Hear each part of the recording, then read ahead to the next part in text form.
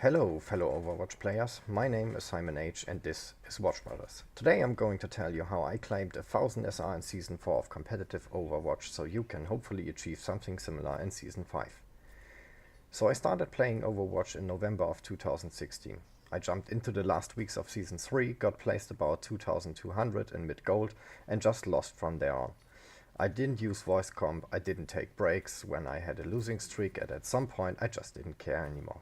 And I can tell you, not caring is the worst thing you can do when playing competitive. I ended Season 3 at about 1420. After that I committed myself to the game and set myself goals. And here's what I did right in Season 4 and what enabled me to gain 1000 SR in just one season. First, I played at least in a duo queue, sometimes in a 3 stack.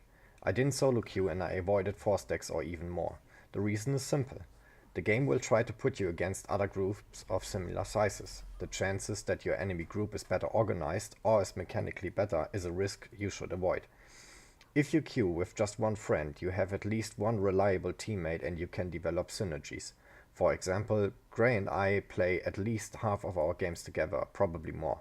He plays a lot of Pharah, Genji, Symmetra, and I play off tanks most of the time, Roadhog and Winston that is. If needed, we both swap to a support or another tank, but we always try to get the most synergies possible. So you have one reliable teammate but 4 randoms. Most likely the same thing will happen to your enemy team, and if this happens, the game really comes down to organization. The team that plays more coordinately will win, even if the other team is mechanically better. Overwatch is a team-based game, never forget that. Number 2. I followed my guts. Everybody has good days and bad days. Sometimes I was stressed from work, or didn't get enough sleep, or something really grinded my gears. I knew this would affect my playstyle and I wouldn't perform to the best of my abilities. So I didn't play.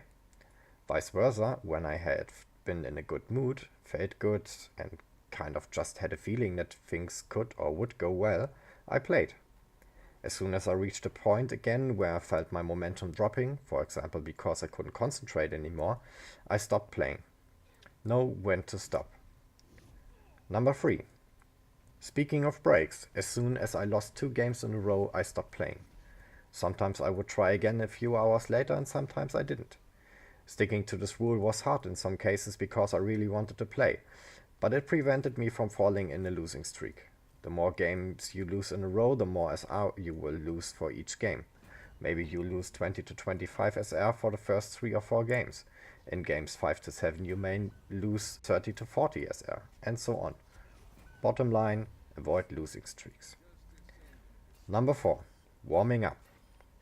I started to warm up before I got myself into competitive games. To do so, I'll go into the practice range for about 10 minutes.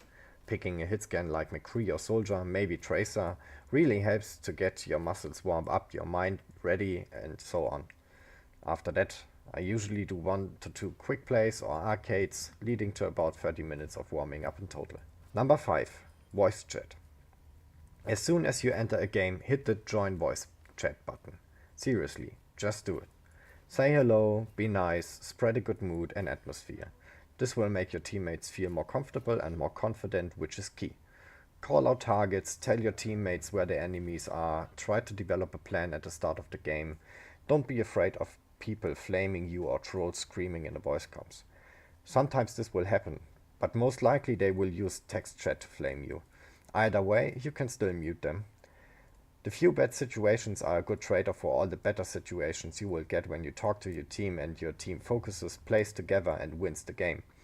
I did that every single game in Season 4, which was hard for me because I have this idealistic worldview that everybody always strives to become a better version of themselves and always tries to win and would never throw because they want to win. But I got used to it and it really helped a lot to talk to the people in voice chat. Number 6. Learn more heroes. I am a Roadhog main. For some times I may have been a Roadhog one-trick. Don't be a one-trick, guys.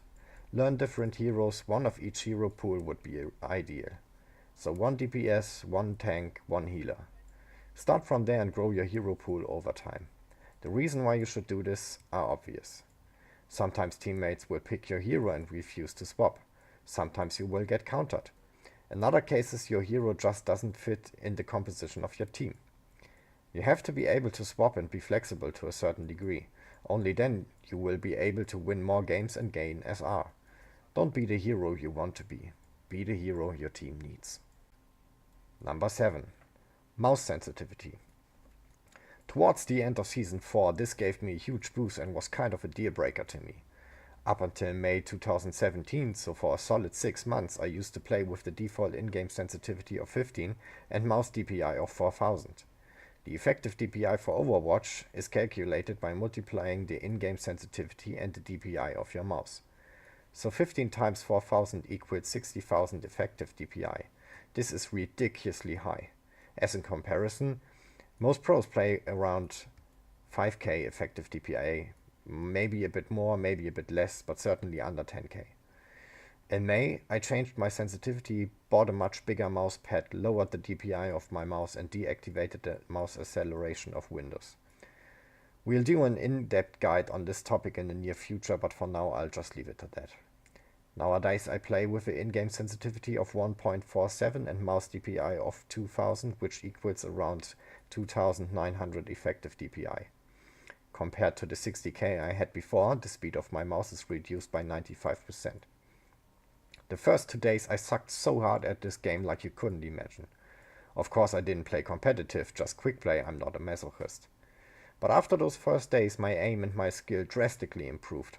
Finally I was able to land headshots, shoot ferrous out of the sky, hook more people and so on. It felt great.